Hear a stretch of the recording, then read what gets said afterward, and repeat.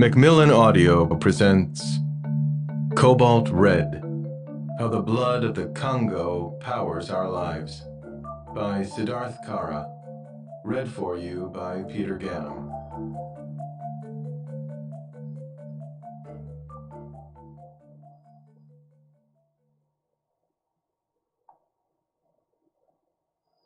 Nyama tembo kula hawezi kumaliza. You never finish eating the meat of an elephant. Congolese saying. Introduction. Such then was the main task, to convince the world that this Congo horror was not only and unquestionably a fact, but that it was not accidental or temporary, or capable of internal cure. To demonstrate that it was at once a survival and a revival of the slave mind at work, of the slave trade in being. E.D. Morel, History of the Congo Reform Movement, 1914. The soldiers are wild and wide-eyed as they point their weapons at the villagers trying to enter the mining area at Kamilombe. Although they are desperate to reach their loved ones just a stone's throw away, the villagers are denied access. What has happened here must not be seen. There can be no record or evidence, only the haunting memories of those who stood at this place where hope was lost. My guide urges me to stay at the periphery. The situation is too unpredictable. From the fringes, it is difficult to see the details of the accident. The craterous landscape is obscured by a leaden haze that refuses the entry of light. Distant hills appear only as the vague silhouette of a lumbering beast. I move closer to investigate, treading carefully into the boiling crowd. I catch sight of a body in the dirt. It is a child, lying motionless within a storm of dust and despair. I try to make out the features of his face, but they elude me. Around the lifeless body, the ochre gravel has been stained in dark shades of red, like burnt umber or rusted metal.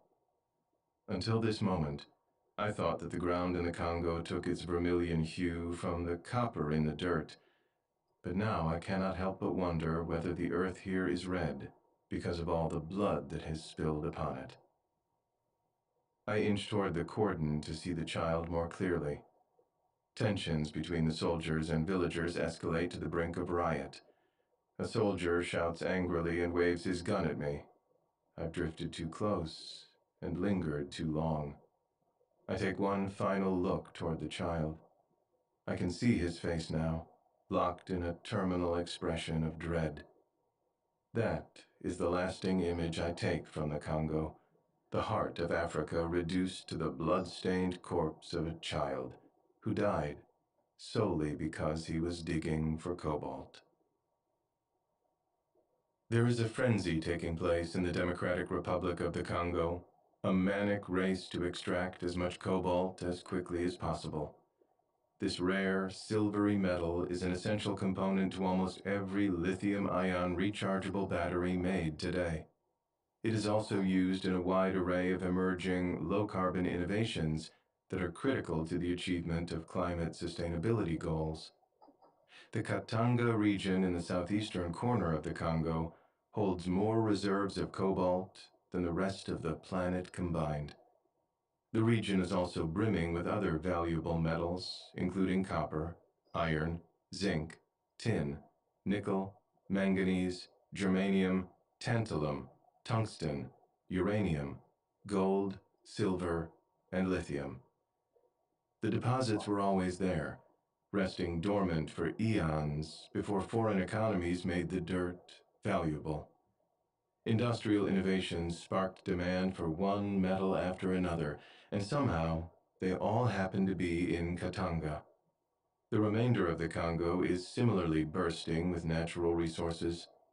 Foreign powers have penetrated every inch of this nation to extract its rich supplies of ivory, palm oil, diamonds, timber, rubber, and to make slaves of its people. Few nations are blessed with a more diverse abundance of resource riches than the Congo. No country in the world has been more severely exploited. The scramble for cobalt is reminiscent of King Leopold II's infamous plunder of the Congo's ivory and rubber during his brutal reign as King Sovereign of the Congo Free State from 1885 to 1908. Those familiar with Leopold's regime may reasonably point out that there is little equivalency between the atrocities that took place during his time and the harms taking place today. To be sure, the loss of life during Leopold's control of the Congo is estimated to be as high as 13 million people, a sum equal to half the population of the colony at the time. Today, the loss of life caused either directly by mining accidents or indirectly by toxic exposure and environmental contamination in the mining provinces would likely be a few thousand per year.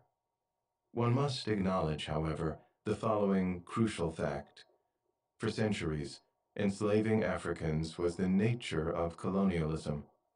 In the modern era, slavery has been universally rejected, and basic human rights are deemed erga omnes and jus cogens in international law.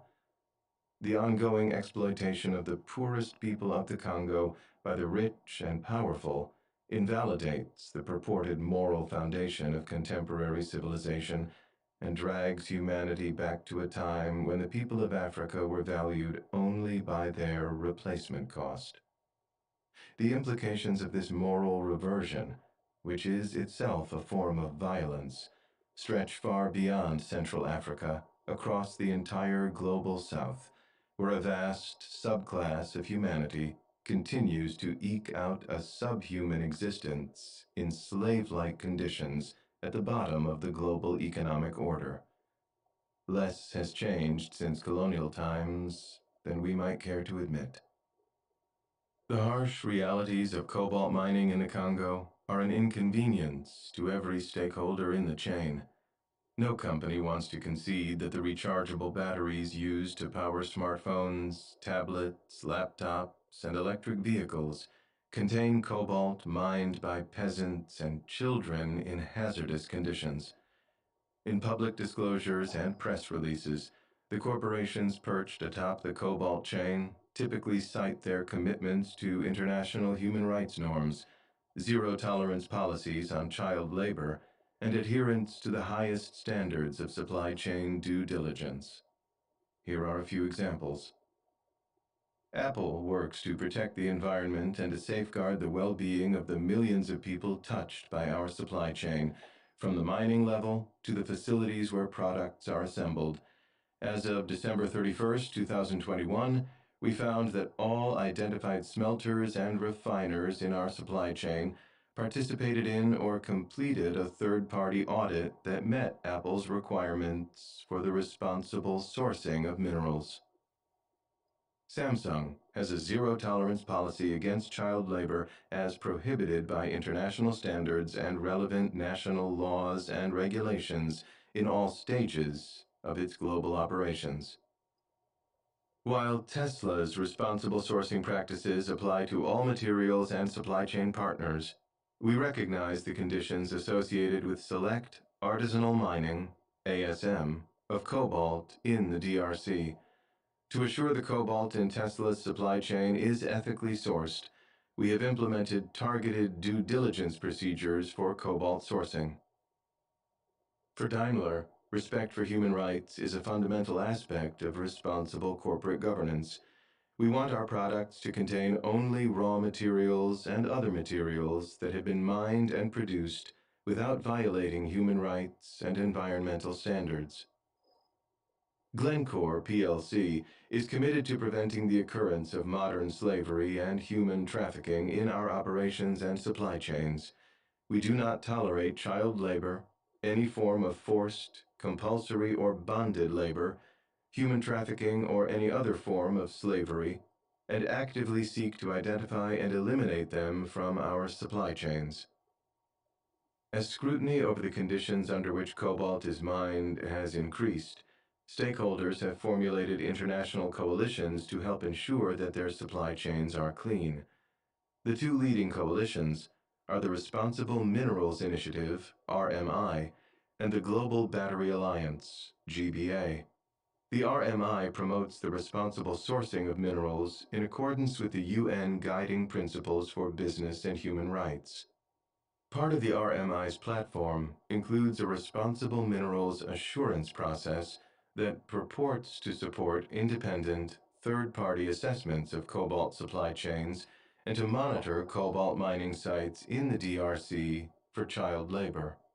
The GBA promotes safe working conditions in the mining of raw materials for rechargeable batteries. The GBA has developed a Cobalt Action Partnership to immediately and urgently eliminate child and forced labor from the cobalt value chain through on-ground monitoring and third-party assessments. In all my time in the Congo, I never saw or heard of any activities linked to either of these coalitions, let alone anything that resembled corporate commitments to international human rights standards, third-party audits, or zero-tolerance policies on forced and child labor. On the contrary, across 21 years of research into slavery and child labor, I have never seen more extreme predation for profit than I witnessed at the bottom of global cobalt supply chains. The titanic companies that sell products containing Congolese cobalt are worth trillions, yet the people who dig their cobalt out of the ground eke out a base existence characterized by extreme poverty and immense suffering.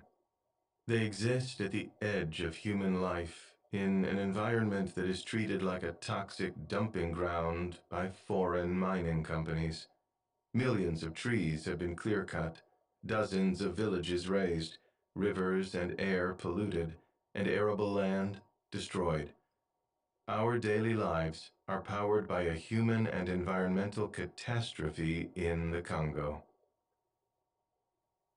Although the scale of destruction caused by cobalt mining in the name of renewable energy is without contemporary parallel, the contradictory nature of mining is nothing new. Some of the most transformative advancements in human civilization would not have been possible without gouging the earth for minerals and metals. The revolution began around 7,000 years ago when people first applied fire to mined materials. Metals were melted and formed into objects used for commerce, adornment, and weapons. Tin was discovered 5,000 years ago and mixed with copper to make bronze, the first alloy harder than its constituent metals. The Bronze Age was born, and the advent of metalworking sparked rapid advancements in human civilization. Bronze was used to fashion weapons, agricultural tools, and coins. The first forms of writing developed, the wheel was invented, and urban civilization evolved. It was also during the Bronze Age that cobalt was first used to color pottery. During the Iron Age, iron ore was mined and smelted into steel, which was used to fashion more powerful tools and weapons. Armies were built, and empires were forged. During the early Middle Ages, Europeans created the first mining concessions. Governments offered commercial entities the rights to mine minerals from a parcel of land in exchange for a portion of revenues, a system that continues to this day. Mining technology leaped forward during the late Middle Ages when miners started using black powder from China to blow up large rocks. The influx of mineral wealth from the New World, especially gold, financed much of the Renaissance, leading to the Industrial Revolution, which gave birth to the modern mining industry. Coal mining powered industrialization, and with it came a troubled history of environmental contamination, degradation of air quality, and exacerbation of climate change. The Industrial Revolution spurred further improvements in mining equipment. Mechanical drills increased the efficiency of mining hard rock, and manual loading and hauling were replaced by electric conveyors, mine cars, and heavy-duty vehicles. These and other technological advancements allowed mining companies to dig deeper and more extensively than ever before.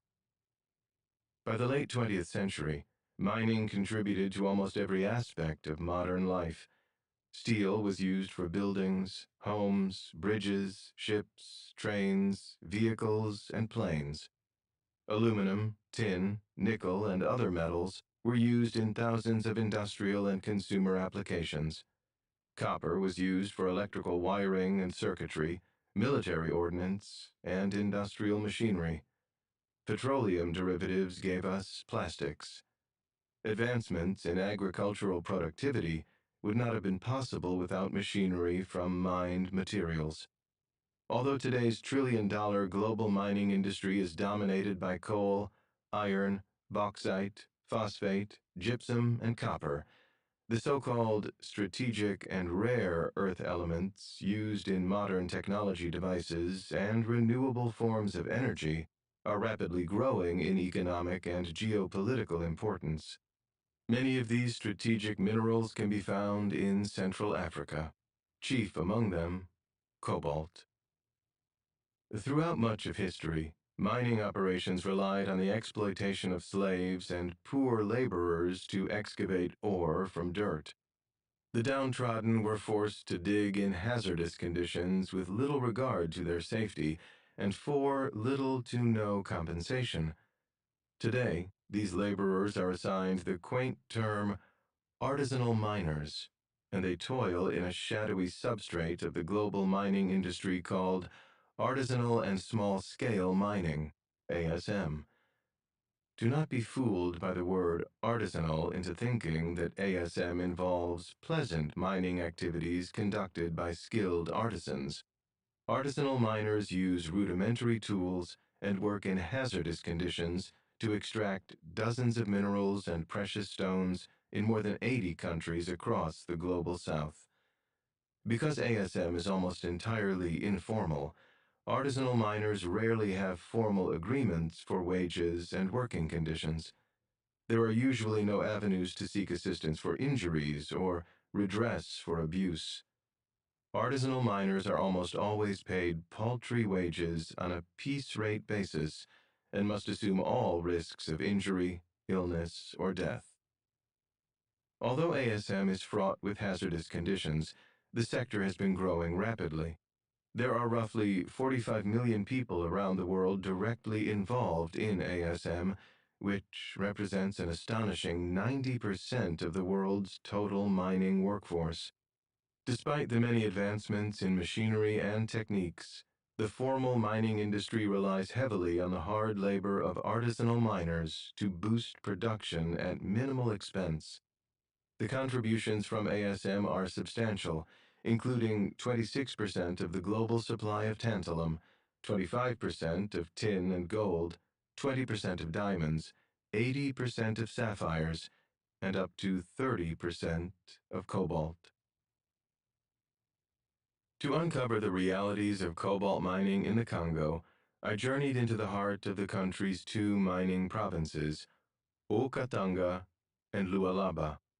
I formed well-reasoned plans on how I would conduct my investigations, but few plans survive first contact with the Congo. Conditions were adversarial at every turn, including aggressive security forces, intense surveillance, the remoteness of many mining areas, distrust of outsiders, and the sheer scale of hundreds of thousands of people engaged in the feverish excavation of cobalt in medieval conditions. The journey into the mining provinces was at times a jarring time warp. The most advanced consumer electronic devices and electric vehicles in the world rely on a substance that is excavated by the blistered hands of peasants using picks, shovels, and rebar. Labor is valued by the penny, life, hardly at all. There are many episodes in the history of the Congo that are bloodier than what is happening in the mining sector today, but none of these episodes ever involved so much suffering for so much profit, linked so indispensably to the lives of billions of people around the world. The field research for this book was conducted during trips to the Congo's mining provinces in 2018, 2019, and 2021. Travel during 2020 was not possible due to the COVID-19 pandemic. As the pandemic wreaked havoc across the globe, its impact on the destitute people mining for cobalt remains largely unassessed. When industrial mines went into lockdown for extended periods during 2020 and 2021, demand for cobalt did not graciously hibernate. It only grew as people across the world relied more than ever on their rechargeable devices to continue working or attending school from home. The increased demand for cobalt pressured hundreds of thousands of Congolese peasants who could not survive without the dollar or two they earned each day to clamber into the ditches and tunnels, unprotected, to keep the cobalt flowing. COVID-19 spread rapidly in the artisanal mines of the Congo, where mask wearing and social distancing were impossible. The sick and dead infected by the disease were never counted, adding an unknown number to the industry's bleak tally. To obtain the testimonies included in this book, I devoted as much time as possible listening to the stories of those living and working in the mining provinces. Some spoke for themselves, others spoke for the dead. I followed Institutional Review Board or IRB protocols for human subject research during all my interviews with artisanal miners and other informants. These protocols are designed to protect sources from negative consequences for participating in research and include securing informed consent prior to conducting an interview, not recording any personal identifying information, and ensuring that any written or typed notes always remained in my possession. These procedures are especially important in the Congo, where the dangers of speaking to outsiders cannot be overstated. Most artisanal miners and their family members did not want to speak with me for fear of violent reprisals. My investigations in the Democratic Republic of the Congo, DRC, were only made possible with the assistance of several guides and translators who were trusted in local communities. These guides assisted me in gaining access to scores of mining sites, as well as the people who toiled at them. Every one of the guides who worked with me did so at considerable personal risk. The Congolese government has historically gone to great lengths to obscure conditions in the mining provinces. Anyone seeking to expose the realities, such as journalists, NGO workers, researchers, or foreign news media, is heavily monitored during their stay. The Congolese military and other security forces are omnipresent in mining areas, making access to mining sites dangerous and at times impossible. Perceived troublemakers can be arrested, tortured, or worse. Out of an abundance of caution, I have used pseudonyms for my guides and the brave individuals whose testimonies are included in this book. I have also limited any personal descriptions or information that could be used to identify these individuals, as such information would place them and their families in jeopardy. The severity of harm being caused by cobalt mining is sadly not a new experience for the people of the Congo. Centuries of European slave trading, beginning in the early 1500s, caused irreparable injury to the native population, culminating in colonization by King Leopold II, who set the table for the exploitation that continues to this day. The descriptions of Leopold's regime remain disturbingly applicable to the modern Congo. Joseph Conrad immortalized the evil of Leopold's Congo Free State in Heart of Darkness, 1899, with 4 words: the horror, the horror. He subsequently described the Congo Free State as the vilest scramble for loot that ever disfigured the history of human conscience, and a land in which ruthless, systematic cruelty towards the blacks is the basis of administration. The year after Heart of Darkness was published, the first known person to walk the length of Africa from the Cape to Cairo, E.S. Grogan, described Leopold's territory as a vampire growth. In the Casement Report, 1904, Roger Casement, British consul to the Congo Free State, described the colony as a veritable hell on earth. Casement's indefatigable ally in bringing an end to Leopold's regime, E.D. Morel, wrote that the Congo Free State was a perfected system of oppression, accompanied by unimaginable barbarities and responsible for the vast destruction of human life. Every one of these descriptions equally conveys conditions in the cobalt mining provinces today. Spend a short time watching the filth-caked children of the Katanga region scrounge at the earth for cobalt, and you would be unable to determine whether they were working for the benefit of Leopold or a tech company. Although the people of the Congo have suffered through centuries of exploitation, there was a moment, a fleeting flash of light at the dawn of independence in 1960, when the direction of the nation could have drastically shifted. The country's first democratically elected prime minister, Patrice Lumumba, offered the nation a glimpse of a future in which the Congolese people could determine their own fates, use the nation's resources for the benefit of the masses, and reject the interference of foreign powers that sought to continue exploiting the country's resources. It was a bold, anti-colonial vision that could have altered the course of history in the Congo and across Africa. In short order, Belgium, the United Nations, the United States, and the neo-colonial interests they represented rejected Lumumba's vision, conspired to assassinate him, and propped up a violent dictator, Joseph Mobutu, in his place. For 32 years, Mobutu supported the Western agenda, kept Katanga's minerals flowing in their direction, and enriched himself just as egregiously as the colonizers who came before him. Of all the tragedies that have afflicted the Congo, perhaps the greatest of all is the fact that the suffering taking place in the mining provinces today is entirely preventable. But why fix a problem if no one thinks it exists?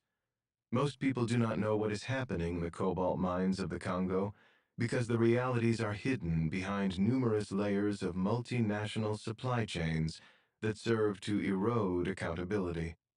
By the time one traces the chain from the child slogging in the cobalt mine to the rechargeable gadgets and cars sold to consumers around the world, the links have been misdirected beyond recognition, like a con man running a shell game.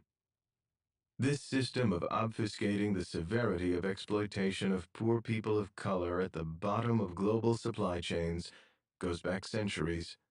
Few people sitting for breakfast in England in the 1700s knew that their tea was sweetened by sugar harvested under brutal conditions by African slaves toiling in the West Indies. The slaves remained far removed from the British breakfast table until a band of abolitionists placed the true picture of slavery directly in front of the English people. Stakeholders fought to maintain the system. They told the British public not to trust what they were told. They espoused the great humanity of the slave trade. Africans were not suffering, they were being saved from the savagery of the Dark Continent. They argued that Africans worked in pleasing conditions on the islands. When those arguments failed, the slavers claimed they made changes that remedied the offenses taking place on the plantations. After all, who was going to go all the way to the West Indies and prove otherwise? And even if they did, who would believe them? The truth, however, was this. But for the demand for sugar and the immense profits accrued through the sale of it, the entire slavery for sugar economy would not have existed. Furthermore, the inevitable outcome of stripping humans of their dignity, security, wages, and freedom can only be a system that results in the complete dehumanization of the people exploited at the bottom of the chain. Today's tech barons will tell you a similar tale about cobalt. They will tell you that they uphold international human rights norms and that their particular supply chains are clean.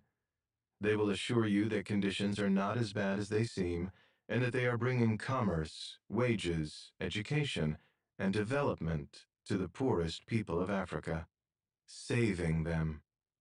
They will also assure you that they have implemented changes to remedy the problems on the ground, at least at the mines from which they say they buy cobalt.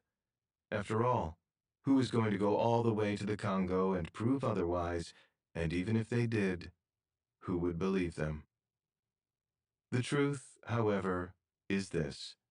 But for their demand for cobalt and the immense profits they accrue through the sale of smartphones, tablets, laptops, and electric vehicles, the entire blood for cobalt economy would not exist.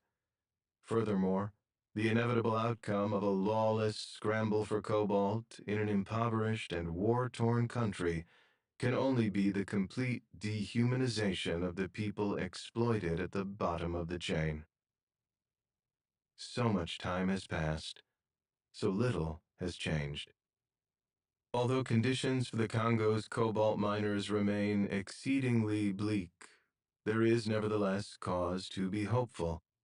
Awareness of their plight is growing, and with it, hope that their voices will no longer call out into an abyss, but into the hearts of the people at the other end of the chain, who are able to see at last that the blood-caked corpse of that child lying in the dirt is one of their own. Chapter 1. Unspeakable Richness. It is, in every aspect, an enormous and atrocious lie in action. If it were not rather appalling, the cool completeness would be amusing. Joseph Conrad, Letter to Roger Casement, December 17th, 1903. We are all aware of just how much today's world depends on fossil fuels. Oil, coal, and natural gas are extracted in every corner of the globe, beneath oceans, deserts, mountains, and land. Imagine for a moment if almost three-fourths of all fossil fuel beneath the Earth's surface was instead extracted from a single patch of Earth roughly 400 by 100 kilometers in size. Imagine that within this patch of Earth, approximately half the oil was located in and around a single city, and that the deposits were shallow enough for anyone to access with a shovel. This would surely be the most indispensable city in the world. Massive drilling companies would flock to it to stake their claims on the riches. So too would the local population from miles around. Violence would erupt to secure control of valuable territory. Preservation of the environment would become an afterthought. Regional governance would be marred by corruption. Profits would be asymmetrically distributed, with powerful stakeholders at the top of the chain accruing the most benefit, while the local inhabitants languished. This is the exact situation taking place today with a crucial mineral that will be as important to our future as fossil fuels have been to our past. The mineral is cobalt, and the city is Kolwezi. Kolwezi is tucked in the hazy hills of the southeastern corner of the Democratic Republic of the Congo. Although most people have never heard of Kolwezi, billions of people could not conduct their daily lives without this city. The batteries in almost every smartphone, tablet, laptop, and electric vehicle made today cannot recharge without Kolwezi. The cobalt found in the dirt here provides maximum stability and energy density to rechargeable batteries, allowing them to hold more charge and operate safely for longer periods. Remove cobalt from the battery, and you will have to plug in your smartphone or electric vehicle much more often, and before long, the batteries may very well catch on fire. There is no known deposit of cobalt-containing ore anywhere in the world that is larger, more accessible, and higher grade than the cobalt under Kolwezi. Cobalt is typically found in nature bound to copper, and the copper-cobalt deposits in the Congo stretch in varying degrees of density and grade along a 400-kilometer crescent from Kolwezi to northern Zambia, forming an area called the Central African Copper Belt. The Copper Belt is a metallogenic wonder that contains vast mineral riches, including 10% of the world's copper and about half the world's cobalt reserves. In 2021, a total of 111,750 tons of cobalt, representing 72% of the global supply, was mined in the DRC, a contribution that is expected to increase as demand from consumer-facing technology companies and electric vehicle manufacturers grows each year. One might reasonably expect Kolwezi to be a boomtown in which fortunes are made by intrepid prospectors.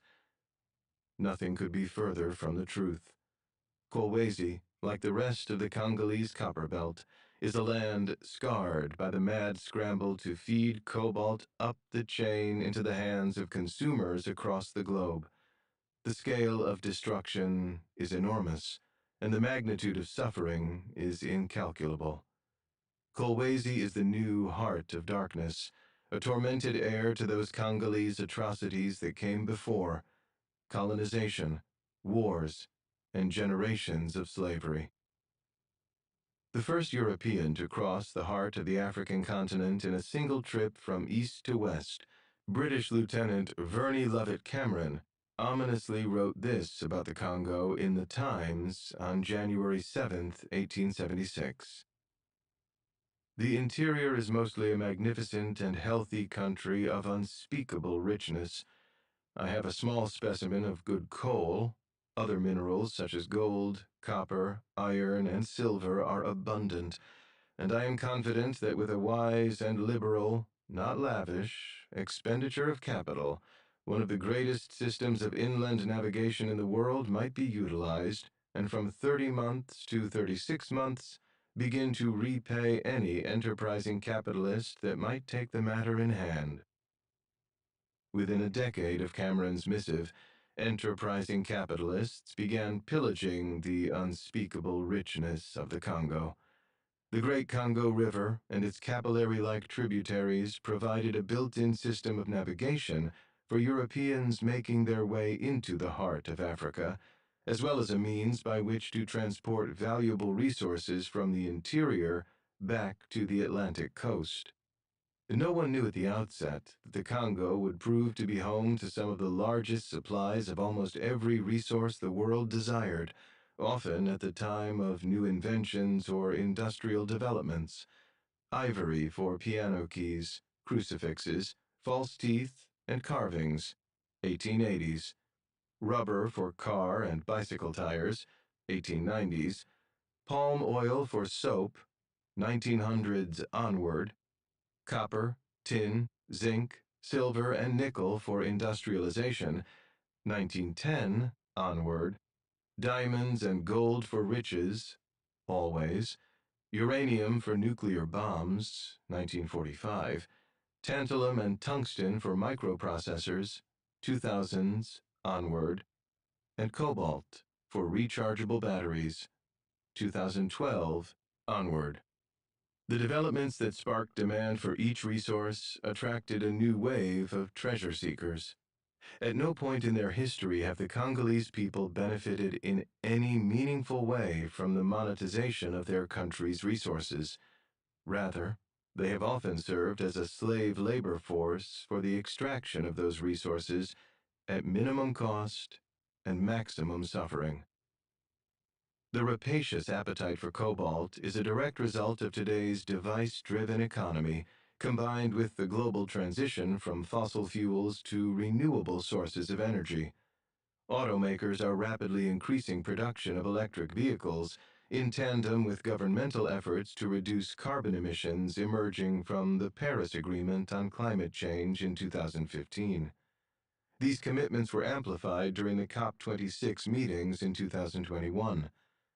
The battery packs in electric vehicles require up to 10 kilograms of refined cobalt each, more than 1,000 times the amount required for a smartphone battery. As a result, demand for cobalt is expected to grow by almost 500% from 2018 to 2050, and there is no known place on Earth to find that amount of cobalt other than the Democratic Republic of the Congo. Cobalt mining in towns like Kolwezi takes place at the bottom of complex supply chains that unfurl like a kraken into some of the richest and most powerful companies in the world. Apple, Samsung, Google, Microsoft, Dell, LTC, Huawei, Tesla, Ford, General Motors, BMW, and Daimler Chrysler are just some of the companies that buy some, most, or all their cobalt from the DRC by way of battery manufacturers and cobalt refiners based in China, Japan, South Korea, Finland, and Belgium. None of these companies claims to tolerate the hostile conditions under which cobalt is mined in the Congo, but neither they nor anyone else are undertaking sufficient efforts to ameliorate these conditions. In fact, no one seems to accept responsibility at all for the negative consequences of cobalt mining in the Congo. Not the Congolese government, not foreign mining companies, not battery manufacturers, and certainly not megacap tech and car companies. Accountability vanishes like morning mist in the Katangan Hills as it travels through the opaque supply chains that connect stone to phone and car.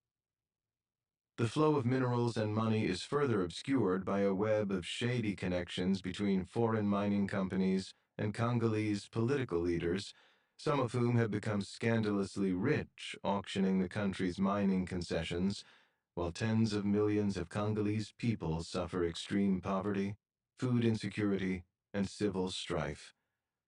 There was not a single peaceful transfer of power in the Congo from 1960, when Patrice Lumumba was elected to be the nation's first prime minister, until 2019, when Felix Tshisekedi was elected.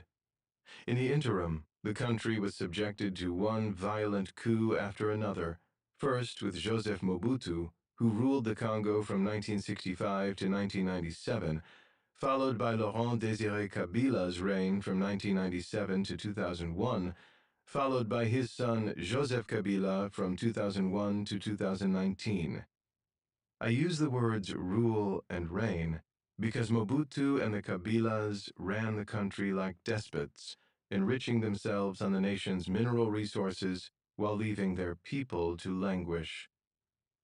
As of 2022, there is no such thing as a clean supply chain of cobalt from the Congo. All cobalt sourced from the DRC is tainted by various degrees of abuse, including slavery, child labor, forced labor, debt bondage, human trafficking, hazardous and toxic working conditions, pathetic wages, injury and death, and incalculable environmental harm. Although there are bad actors at every link in the chain would not exist were it not for the substantial demand for cobalt created by the companies at the top. It is there, and only there, where solutions must begin. Those solutions will only have meaning if the fictions promulgated by corporate stakeholders about the conditions under which cobalt is mined in the Congo are replaced by the realities experienced by the miners themselves. To understand these realities, we must first lay a bit of groundwork in this chapter on the Congo and the cobalt mining supply chain. Our journey will then begin in an old colonial mining town called Lubumbashi. From there, a single road traverses the mining provinces deeper into the heart of cobalt territory. As we follow this road, the conditions of cobalt mining will be revealed with each passing mile through the first-hand accounts of the children, women, and men who dig for cobalt, as well as my own reporting on the mineral traders, government officials, multinational corporations, and other stakeholders that profit from their work. Nearing the center of cobalt mining in Kolwezi, we will encounter testimonies of a darker truth, one that cannot be fathomed. I saw it for myself on September 21st, 2019, at a place called Kamilombe. I will take you there, just as I took the journey, down the only road that leads to the truth. The heart of Africa. Occupying the entire heart of the African continent, The Democratic Republic of the Congo is an extraordinary land teeming with nature. Wild forests, rugged mountains, broad savannas, and raging rivers fill the land. The nation is bordered to the north by the Central African Republic, to the northeast by South Sudan, to the east by Uganda, Rwanda, Burundi, and Tanzania, to the south and southeast by Zambia, to the southwest by Angola, and to the west by the Republic of the Congo and a sliver of coastline where the Congo River empties into the Atlantic. Imagine a giant ball of clay pinched at two ends, southwest from Kinshasa to the ocean, and southeast in a terrestrial peninsula that traces the Copper Belt. The upper two-thirds of the country is dressed in tropical rainforest, second in size only to the Amazon, and home to the largest population of great apes in the world. South of the forest, plateaus slope downward into sprawling savannas. The rugged peaks of the Rwenzori Range stand guard along the northeastern border adjacent to the Rift Valley and the Great Lakes of Africa. The equator transects the top third of the Congo, and when it is the rainy season on one side of the equator, it is the dry season on the other. As a result, it is always raining somewhere in the Congo, and the country has the highest frequency of thunderstorms in the world. The major cities of the DRC include the frenetic capital, Kinshasa, located near the southwestern edge of the country along the banks of the Congo River. It is one of Africa's fastest growing megacities and home to more than 17 million Quinois.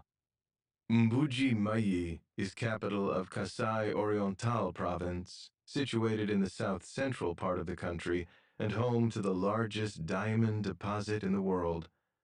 The capital of Shopo province, Kisangani, is located near numerous gold mines and serves as a trading hub in the heart of the Congo River. Perched at the southern end of Lake Kivu, Goma is the main city on the dangerous border with Rwanda, where coffee, tea, and other agricultural products are grown. Roughly 2,300 kilometers southeast of Kinshasa, at the opposite end of the country, is Lubumbashi, capital of Haut-Katanga province and administrative head of the mining provinces. Kolwezi is the capital of the adjacent province of Lualaba at the other end of the Copper Belt. Aside from Lubumbashi and Kolwezi, none of the aforementioned cities are connected by road or rail. The soul of the Congo is its extraordinary river. It is the deepest river in the world, and through its system of tributaries, it drains a region the size of India. The crescent shape of the Congo River makes it the only one in the world that crosses the equator twice. By the time the river reaches the Atlantic, it empties with so much force that it clouds the ocean with sediment for 100 kilometers offshore. The source of the Congo River was the final great mystery of African geography, and the drive by European explorers to solve this mystery tragically altered the fate of the Congo and made possible all the suffering taking place in the mining provinces today. For most of its history, the southeastern corner of the DRC was called Katanga. The region was annexed into the Congo Free State by King Leopold in 1891, before its vast mineral riches were fully evident. Katanga has always been an outlier in the DRC. The people in Katanga largely see themselves as Katangans first and Congolese second. Crucially, Katangan leaders never fully subscribed to the premise that their mineral riches should be shared with the nation. Prior to Congolese independence, the Belgians established extensive mining operations in Katanga, and they also made every effort to keep control of the region after independence by orchestrating the secession of the province, followed by the assassination of Prime Minister Lumumba. With so much money at stake, control of Katanga has always been a bloody affair. Although the copious mineral riches of Katanga could easily fund numerous programs to improve child education, alleviate child mortality, upgrade sanitation and public health, and expand electrification for the Congolese people, most of the mineral wealth flows out of the country. Despite being home to trillions of dollars in untapped mineral deposits, the DRC's entire national budget in 2021 was a scant $7.2 billion, similar to the state of Idaho, which has 1/50th the population. The DRC ranks 175 out of 189 on the United Nations Human Development Index. More than 3/4 of the population live below the poverty line. 1/3 suffer from food insecurity. Life expectancy is only 60.7 years. Child mortality ranks 11th worst in the world. Access to clean drinking water is only 26%, and electrification is only 9%. Education is supposed to be funded by the state until 18 years of age, but schools and teachers are undersupported and forced to charge fees of $5 or $6 per month to cover expenses, a sum that millions of people in the DRC cannot afford. Consequently, countless children are compelled to work to support their families, especially in the mining provinces. Despite helping to generate untold riches for major technology and car companies, most artisanal cobalt miners earn paltry incomes between $1 or $2 per day. From toxic pit to shiny showroom. The global cobalt supply chain is the mechanism that transforms the dollar-a-day wages of the Congo's artisanal miners into multi-billion-dollar quarterly profits at the top of the chain. Although the two ends of the chain could not be more disconnected in terms of human and economic valuation, they are nevertheless linked through a complicated set of formal and informal relationships. The nexus of these links resides in a shadow economy at the bottom of the mining industry that flows inevitably into the formal supply chain. This merging of informal with formal, artisanal with industrial, is the most important aspect of the cobalt supply chain to understand. It is, despite claims to the contrary, all but impossible to isolate artisanal cobalt from industrial production. Artisanal miners occupy the base of the chain. Known locally as creuseurs or diggers, they use rudimentary tools to dig in pits, trenches, and tunnels to find an ore called heterogenite, which contains copper, nickel, cobalt, and sometimes uranium. The Congo's artisanal mining sector is regulated by a government agency called SEMAPE, or Service d'assistance et d'encadrement de l'exploitation minière artisanale et de petite échelle, which until 2017 was called SESCAM, or Service d'assistance et d'encadrement du small-scale mining. SEMAPE has designated fewer than 100 sites across the Copperbelt in which artisanal mining is authorized to take place, called Zone d'Exploitation Artisanale, ZEAs.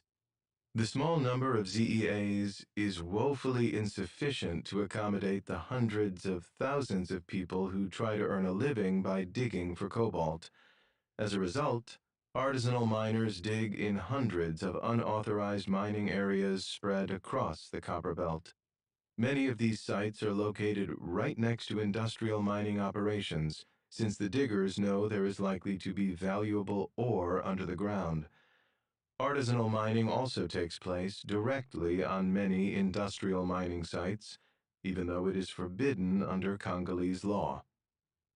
Artisanal cobalt feeds into the formal supply chain via an informal ecosystem of négociants, traders, and comptoirs, depots, also known as maisons d'achat, buying houses.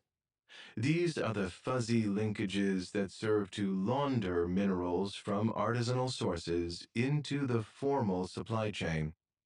Négociants are independent operators who work in and around artisanal sites to purchase cobalt from artisanal miners. They are almost all young Congolese males, and they either pay a fixed price per sack or offer a split of the sales price to the depots. Once the négociants have loaded their hauls onto motorbikes and pickup trucks, they transport the ore to the depots for sale. In some of the larger artisanal mining areas, there are depots located on site, in which case, artisanal miners can sell directly to them. Depots and buying houses are usually small shacks that advertise with telltale pink tarps and painted names, such as $1 million Depot or Cuivre Cobalt, or just with a number, 555, or the name of the owner, Boss Shi. There are hundreds of depots scattered around Haut-Katanga and Lualaba provinces. There is no scrutiny at any depots as to the source or conditions under which the ore being purchased was mined. After the depots purchase ore from négociants or artisanal miners, they sell their supply to industrial mining companies and processing facilities. From this point forward, it is impossible to isolate artisanal from industrial production.